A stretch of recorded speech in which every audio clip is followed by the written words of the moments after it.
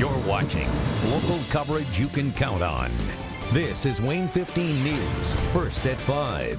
Now at 5, a 15 finds out investigation into the pedestrian hit by a Fort Wayne police officer almost 2 weeks ago. New video of the crash gives us a clearer picture of what happened.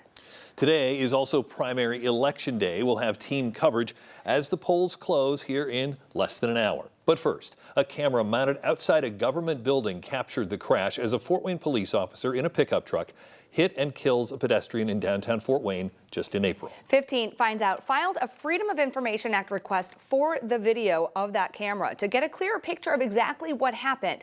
We're showing part of that video because there is an ongoing investigation of a fatal crash involving a police officer. We do want to warn you, some people may find the video disturbing.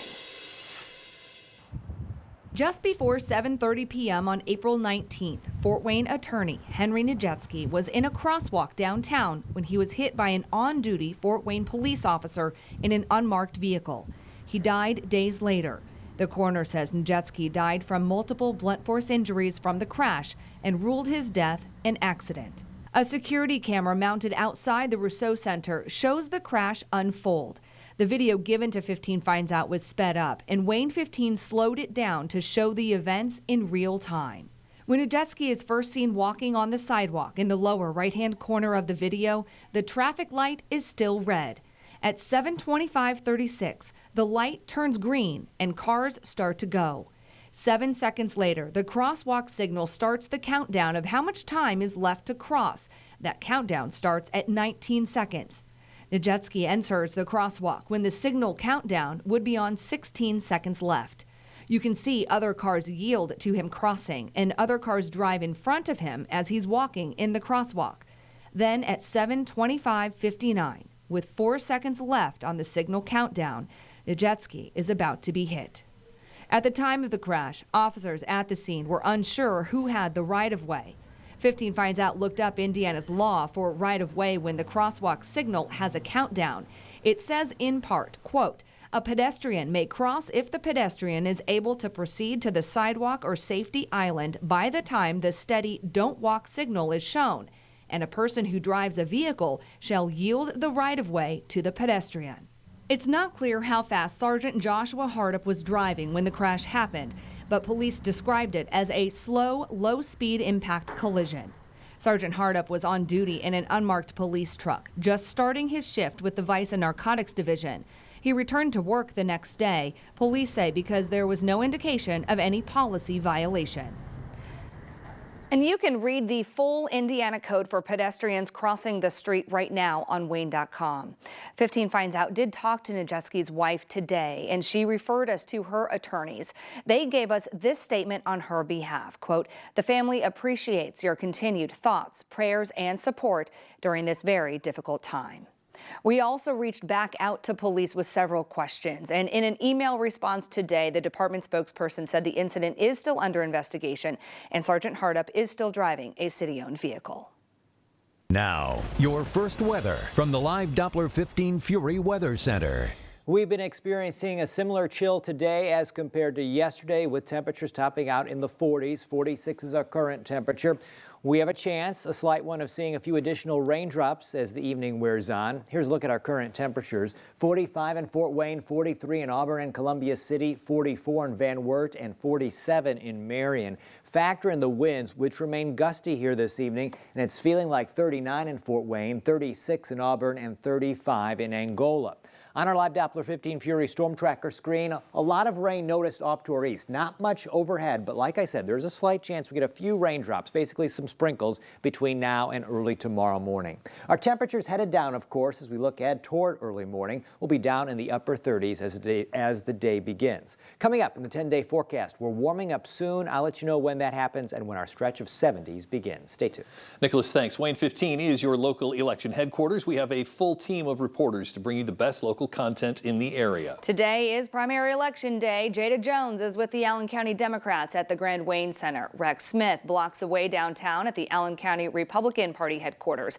And Ethan Dolan is downtown tracking voter turnout just across the street from that.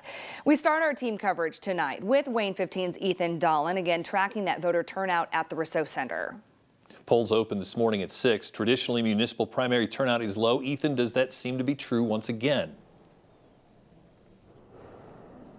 Dirk, that absolutely seems to be true. I spoke with an official with the Allen County Election Board a little bit earlier, and, well, they were able to take a break. They weren't doing much. They said it's a rare election where they could go out, maybe check out the voting locations, talk to the poll workers, and they said it's actually been a cool experience. Now, here in the Rousseau Center, they're going to start processing and counting those votes, and I've been told that at about 5:45, it is going to get really loud in here. Now, Republican Election Board member Dan Kensinger joins me now to talk about this year's turnout. Dan, how is the turnout compared this year to years past?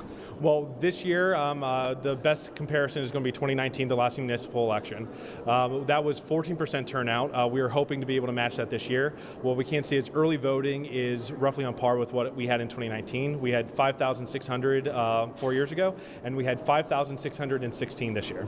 Do you see this kind of downturn, not as many as you'd like to see at the polls continuing, or as you said, do you think you can match this year? Well, historically, municipal elections are always lower turnout, and then with primaries, they're even lower. And when you add in that we had some pretty poor weather today, that can always affect turnout as well. We believe that we're going to be roughly on par with that, maybe a little bit lower than that. But in this year, we've got an exciting mayor's race and city council races, and we hope that's enough to get people out today and also in the general election. Well, thank you so much, Dan. Appreciate your time here today. I'll be here at the Rousseau Center, and I'll have some more sound from Dan later on at 6 as votes come in to be tracked and counted. Live from the Rousseau Center, Ethan Dolan, WANE 15 News.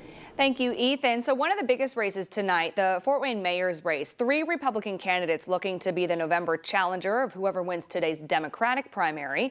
Tom Didier, Jason Arp, and Eddie Reibel are all running there. And they're hoping that even with that smaller turnout for the primaries, they will advance to the general election. That, of course, includes the candidates for mayor and other contested races, all watching closely. WANE 15's Rex Smith is at the Allen County GOP headquarters with the preview. Rex? Yeah, Dirk and Alyssa, that will be the big race everyone here will be watching tonight, and we expect things to really start to ramp up here after 6 p.m. once the polls close. Now, Republican voters saw 4 candidates for mayor when they went to cast their ballots today, and you just heard those names we listed. 2 of them, Tom Didier and Jason Arp, both longtime Fort Wayne City Council members looking to move up to the top floor at Citizen Square. Because they are both running for mayor, it means they're giving up those seats on City Council. In the 3rd District, both Nathan Hartman and Mike Thomas are looking to fill the seat vacated by Didier, who has thrown his support Nathan Hartman's way in this race. Jason Arp's seat in the 4th District is a spot both Scott Myers and Joseph Townsend would like to fill later this year. We'll see from those 2 races in Districts 3 and 4 who moves on to the general.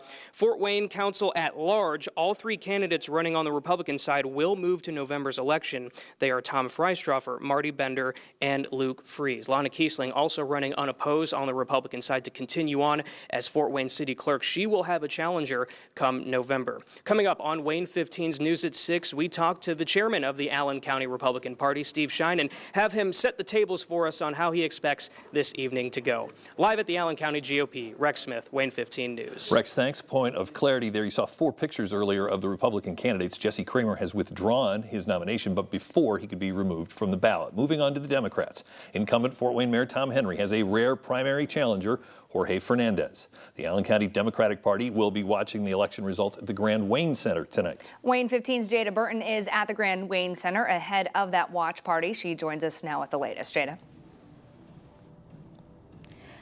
Yes, Dirk and Alyssa, Democrats will be filling the gallery here at the Grand Wayne Center, joining together to see who residents voted to move on to the general election in November. And joining me to talk about all about today is the Allen County Democratic Chair, Derek Camp. Derek, thanks for joining us tonight. Of course, thank you.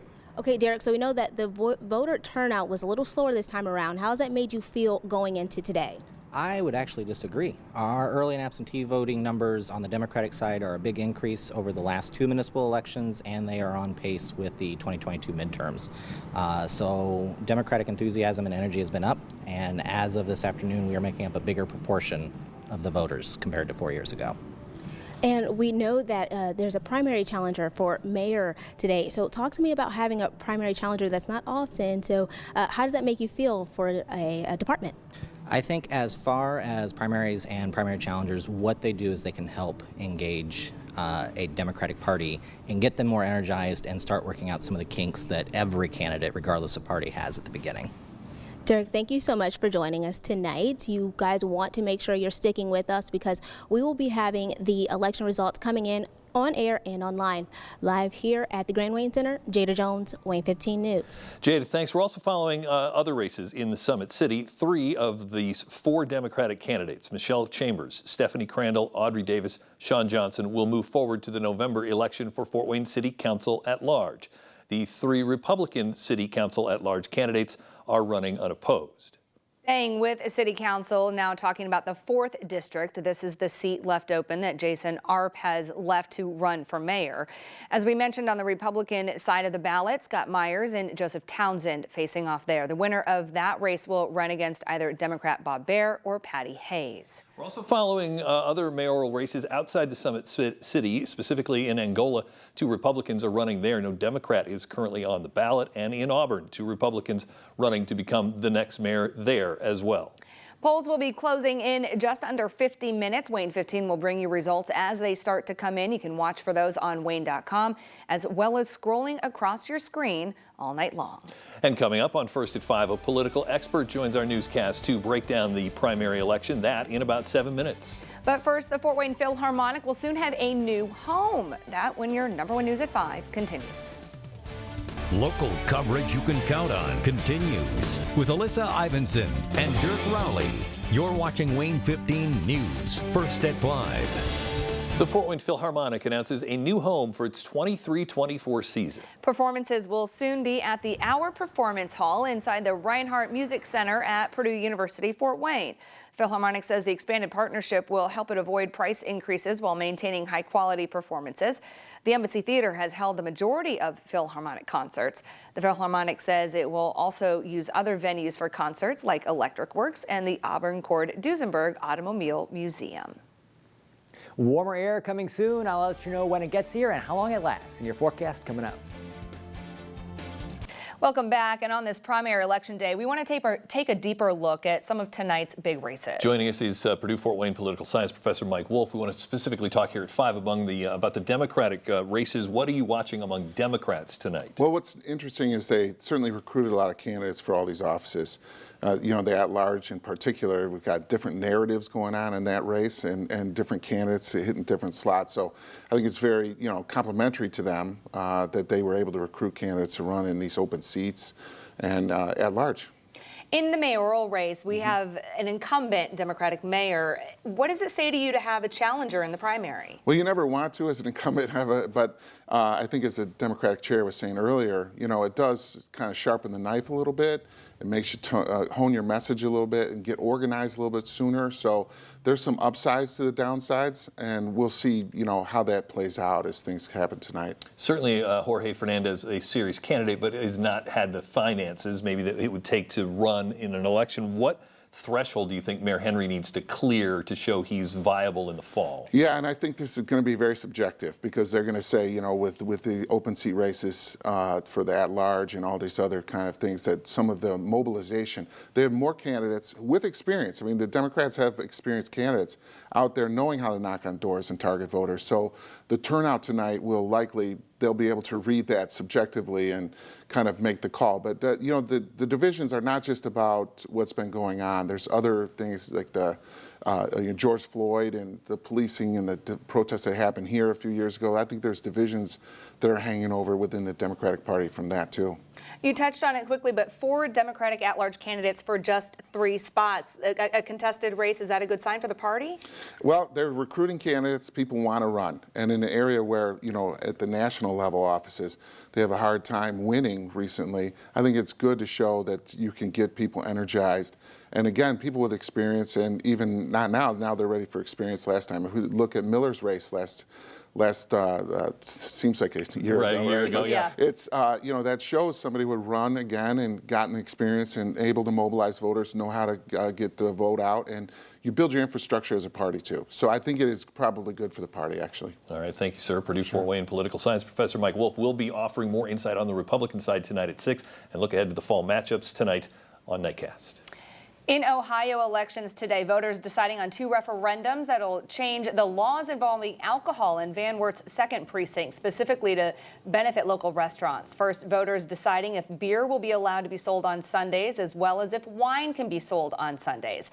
Polls in Ohio close at 7:30. You can find more on the referendums right now on WANE.com, and we'll have the results of those votes tonight on Nightcast. Local coverage you can count on continues with Chief Meteorologist Nicholas Ferreri's live Doppler 15 Fury forecast. On this gloomy and chilly Tuesday afternoon, we have high school baseball going on out at Parkview Field. Take a look at our time-lapse view. Right now on the diamond, we have Bishop Dwenger and Canterbury. They've been playing since 4:30. Lakeland and West Noble take to the field at 7.